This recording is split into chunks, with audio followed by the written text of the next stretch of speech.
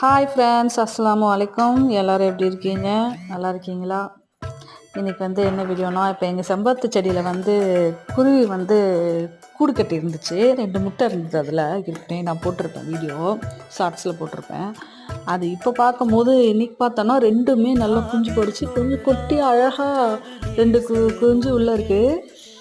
கண்ணு திறக்கலை இன்னும் கண்ணு திறக்கலை. ரொம்ப க்யூட்டாக அழகாக இருந்துச்சு அதை பார்க்கும்போது.